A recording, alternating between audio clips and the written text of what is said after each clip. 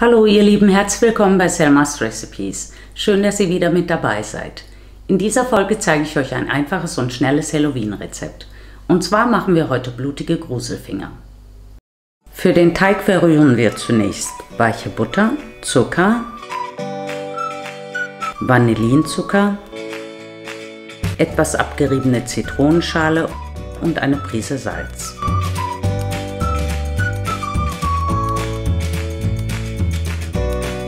Dann fügen wir ein Eigelb bzw. ein ganzes Ei hinzu und rühren so lange, bis eine gebundene Masse entsteht.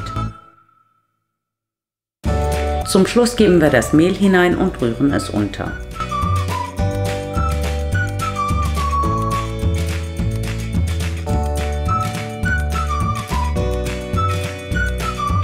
Den Teig kneten wir dann auf einer sauberen Arbeitsfläche nochmal durch, wickeln ihn in Frischhaltefolie und stellen ihn für 30 bis 60 Minuten in den Kühlschrank.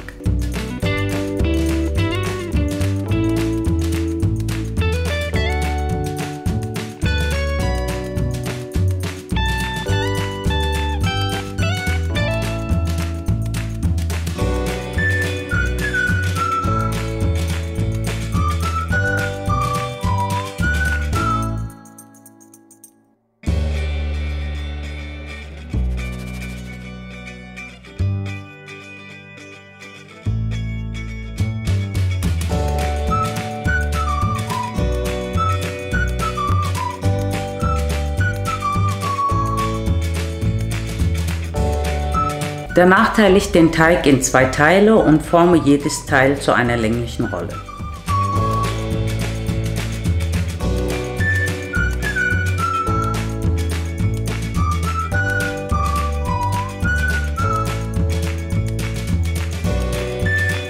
Die Rolle teile ich nochmal in etwa gleich große Stücke auf und forme daraus Kugeln.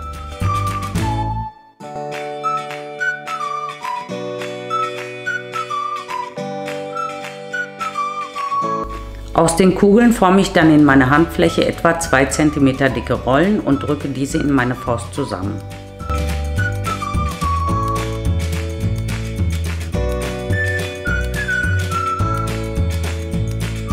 Dann runde ich ein Ende ab, gebe etwas Eiweiß drauf und klebe das Mandelblättchen an, damit es nach dem Backen nicht abfällt. An den Fingergelenken schneide ich Hautfalten ein. In das untere Ende des Fingers hacke ich mit dem Messer mehrfach kreuzweise ein, um einen abgerissenen Effekt zu erzielen.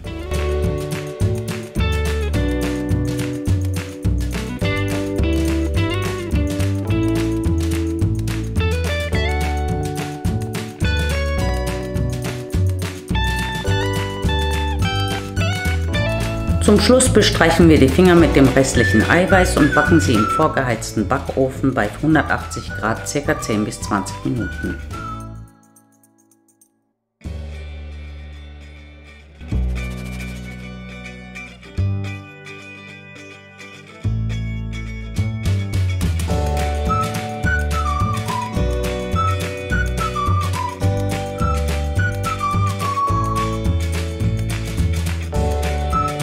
Für die Verzierung verrühre ich Erdbeermarmelade mit Wasser und etwas roter Farbe und erhitze sie in der Mikrowelle.